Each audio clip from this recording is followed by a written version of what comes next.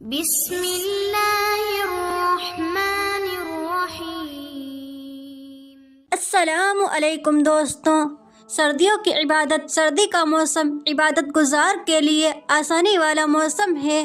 حضرت صفوان بن سلیم رحمۃ اللہ تعالی علیہ ایک بار سردیوں کے موسم میں رات کے وقت مسجد نبوی سے باہر نکلے اور ایک شخص کو دیکھا جو بغیر کپڑوں کے سردی میں بیٹھا ہوا تھا۔ آپ نے اپنے کپڑے اتار کر اسے عطا کر دیے تو ملک شام میں سے کسی نے خواب میں دیکھا کہ صفوان بن سلیم رحمۃ اللہ تعالی علیہ جنت میں داخل ہوئے اور آپ نے جنتی لباس پہنا ہوا ہے۔ سردی میں فقراء اور ربا پر ایسی چیزیں اصرار کرنا جو انہیں ٹھنڈ سے بچائے یا بہت فضیلت والا کام ہے۔ حضرت عبداللہ ابن مسعود رضی اللہ تعالی عنہ صحابی رسول موسم سرما یعنی سردیوں کے آنے پر فرمایا کرتے تھے، سردی کو ویلکم، خوش آمدین، اس میں اللہ پاک کی رحمتیں نازل ہوتی ہیں۔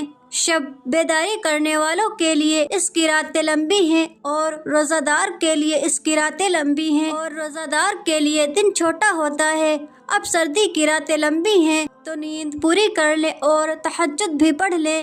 دن چھوٹے ہیں تو اتنی پیاس بھی نہیں لگتی، اتنی بھوک بھی نہیں لگتی، تو دن کا روزہ بھی آسان ہو جاتا ہے۔ ہمارے پیارے آقا صلی اللہ علیہ وسلم نے فرمایا، موسم سرما مومن کے لیے بہار کا موسم ہے کہ اس میں دن چھوٹے ہوتے ہیں تو مومنین روزہ رکھتے ہیں، اس کی راتیں لمبی ہوتی ہیں تو وہ ان میں قیام کرتا ہے یعنی نفل نماز پڑھتا ہے۔ سبحان اللہ، سردیوں میں عبادت کر کے زیادہ ثواب حاصل ہوتا ہے۔ مثلا سردیوں میں وضو کرنے کی مشقت بڑھ جاتی ہے۔ ٹھنڈے پانی سے اگر وضو کرنا پڑے اور جس عبادت میں زیادہ مشقت ہو اس کا ثواب بھی زیادہ ہوتا ہے۔ روایت میں ہے افضل عبادت وہ ہے جس میں مشقت زیادہ ہو۔ اچھا، سردیوں کی راتیں لمبی ہوتی ہیں تو وقت مل جاتا ہے۔ پیارے آقا صلی اللہ علیہ وسلم نے فرمایا، جس نے سخت سردی میں کامل وضو کیا اس کے لیے ثواب کے دو حصے ہیں، ایک ثواب وضو کرنے پر، دوسرا سردی کی تکلیف برداشت کرنے پر۔ آخری نبی مکی مدنی صلی اللہ علیہ وسلم نے فرمایا، سردی کے روزے ٹھنڈی غنیمت ہے۔ سردی کے روزے کو ٹھنڈی غنیمت فرمانے کی حکمت کیا ہے؟ یعنی ایسا مال جو بغیر کسی لڑائی کے، تھکاوٹ اور مشقت کے ہاتھ آ جائے ہے نا، وہ ٹھنڈی غنیمت ہے۔